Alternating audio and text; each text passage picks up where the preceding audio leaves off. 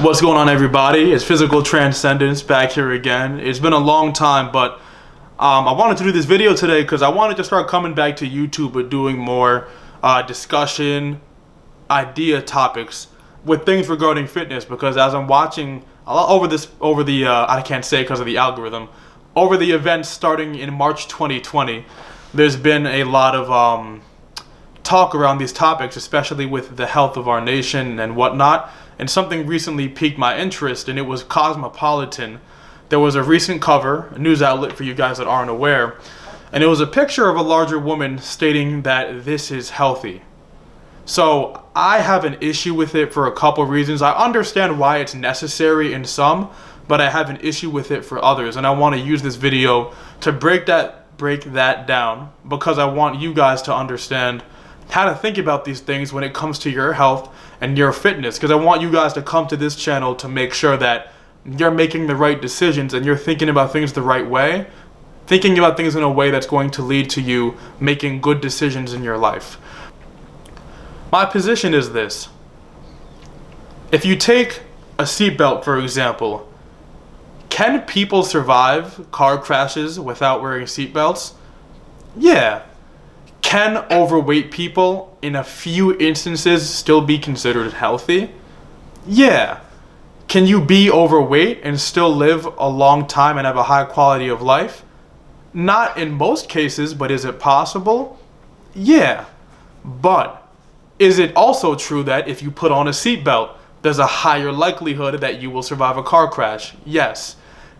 Is it true that if you are overweight or obese and you lose weight, there is a higher likelihood you will have a better chance of surviving, a better chance of living a long life, good quality of life? Are all those things true? Yes.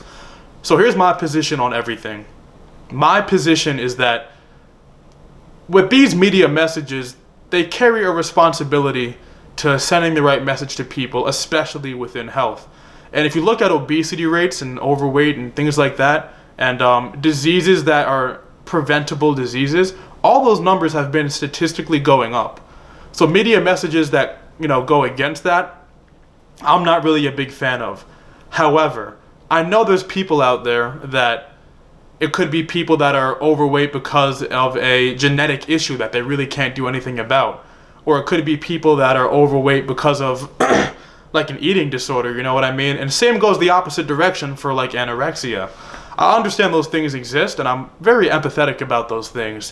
What I'm mainly speaking to are the people where them being overweight is directly in line with poor decisions and poor habits that are reversible if they change their thinking. And this video is specifically for those people. A lot of people don't know, truthfully, how to think for themselves, how to critically think, how to challenge things. And the problem is that Cosmopolitan, like every media outlet, for example, there's an agenda there, right? Not saying positive or negative, there's an agenda. Revenue, make money. As of right now, we have to understand, people that are larger sizes in clothing is a growing market, no pun intended.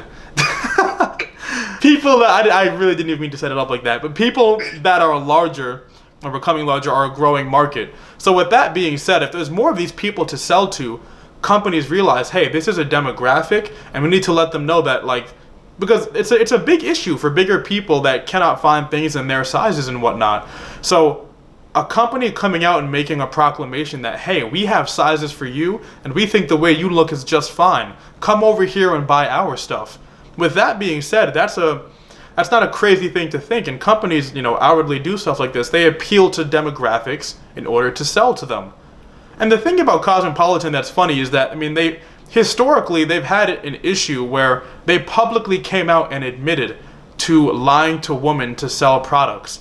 They outwardly admitted to this. I wrote for Cosmo for about 20 years. I came out of J School, University of Missouri School of Journalism. I was trained very well to be a good reporter, and then I immediately fell from grace and started writing lies for Cosmopolitan magazine. Propaganda isn't just a bunch of lies. People think, oh, propaganda, I can spot it in a minute because it's just a bunch of lies. No, propaganda is very sophisticated.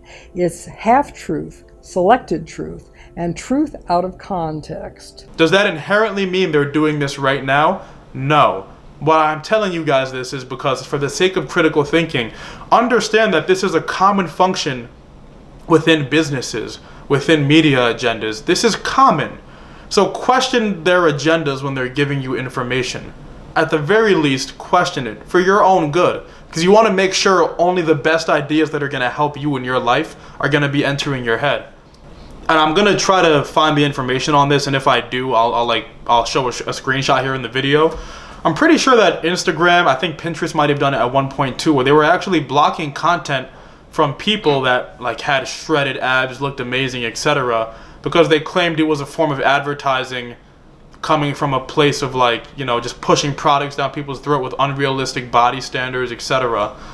And it caused people to make poor decisions. It caused people to do things like 16-year-olds taking performance-enhancing drugs, trying to look a certain way because they're seeing all these images on social media. So my thinking is that if we're going to accept that as a valid way to approach the issue, why is the same not true the other way around? If they're both problematic towards a group of people in different ways, why is one okay to block out and the other one isn't?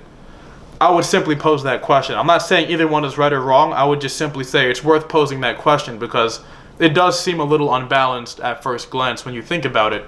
Versus Coach Greg, I have a cookbook to help you lose weight, to get healthier, live longer. But no, I can't promote my cookbook on Pinterest. But you can promote love your body at any size, even if you're gonna die of a heart attack.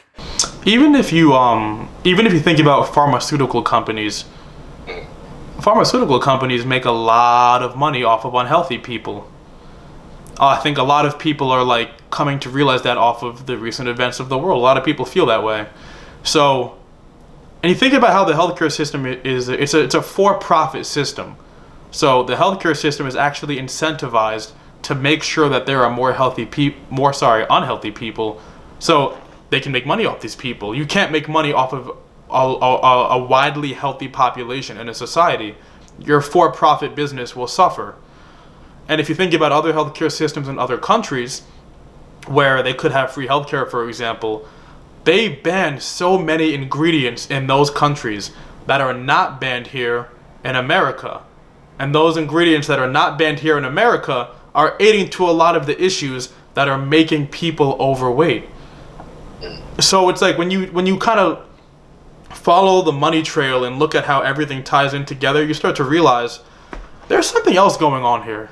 There's something else going on here. And I think it's important for people to at least look at the clues and think for yourself about what's really happening.